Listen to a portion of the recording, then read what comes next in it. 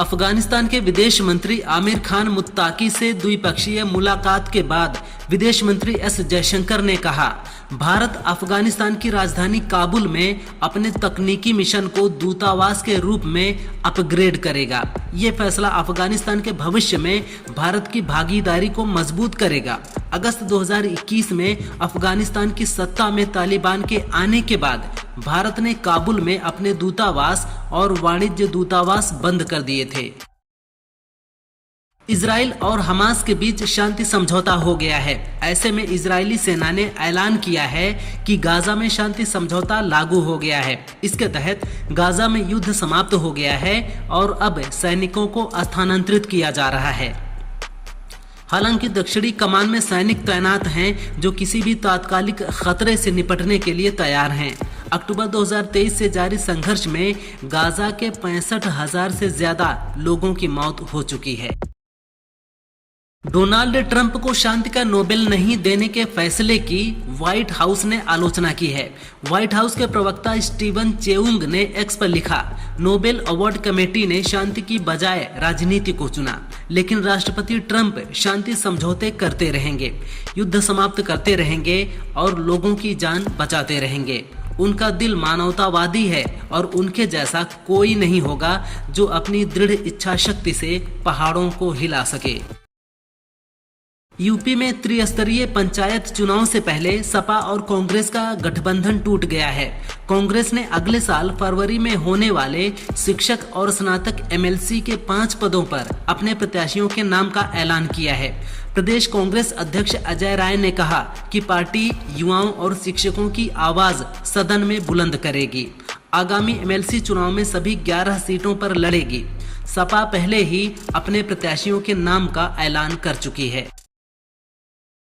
बिहार विधानसभा चुनाव को लेकर एनडीए में सीटों का बंटवारा तय हो गया है। सूत्रों के अनुसार शनिवार को इसका औपचारिक ऐलान किया जाएगा। दिल्ली में सुबह 11 बजे बीजेपी कोर ग्रुप की बैठक जेपी नड्डा के आवास पर होगी, जिसमें गृह मंत्री अमित शाह भी मौजूद रहेंगे। बीजेपी बतौर सबसे बड़ी पार्टी सीट शेयरिंग की अगुवाई कर रही है। एनडीए के सभी प्रमुख नेता सीट बंटवारे की घोषणा में शामिल रहेंगे। गोरखपुर में आयोजित यूपी ट्रेड शो स्वदेशी मेला का सीएम योगी ने शुभारंभ किया। इस दौरान उन्होंने कहा कि यूपी में अब सरकारी जमीन पर किसी भी भूमाफिया का कब्जा नहीं रहेगा।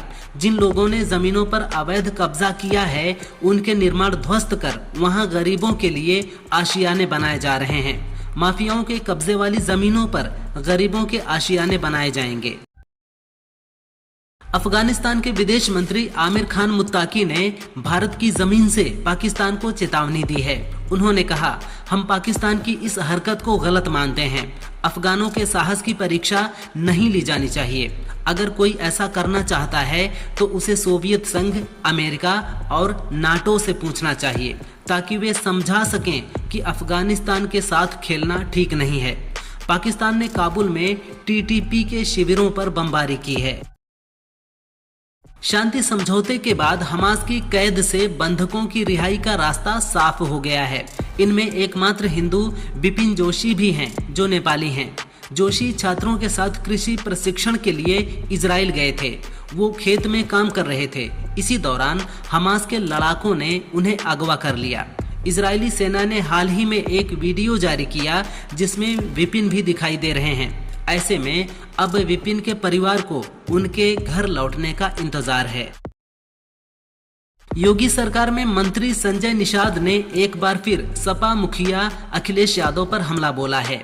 उन्होंने कहा कि आज के समय में असली पीडीए संजय निषाद के पास है। आरक्षण को लेकर उन्होंने कहा कि अपनी सरकार में अखिलेश ने कौन सी कलम चलाई थी। पिछड़ा और दलितों के लिए 27% हिस्सा मिल्क मैन ने ले लिया, 23% हिस्सा लेदरमैन ने ले लिया और अन्य मैन ननकू राम बन के घूम रहा है। अन्य जातियों का हिस्सा कहाँ गया? यूपी पंचायत चुनाव से पहले नगीना सांसद चंद्रशेखर आजाद ने बड़ा ऐलान किया है। उन्होंने कहा कि आजाद समाज पार्टी पंचायत चुनाव अपने दम पर लड़ेगी। प्रदेश भर में जिला पंचायत सदस्य की सीटों पर प्रत्याशी उतारे जाएंगे। पार्टी संगठन को मजबूती देने के लिए 12 अक्टूबर को प्रयागराज में प्रबुद्ध जन सम्मेलन का आयोजन कर रही है। इसमें राष्ट्रीय अध्यक्ष चंद्रशेखर शामिल होंगे।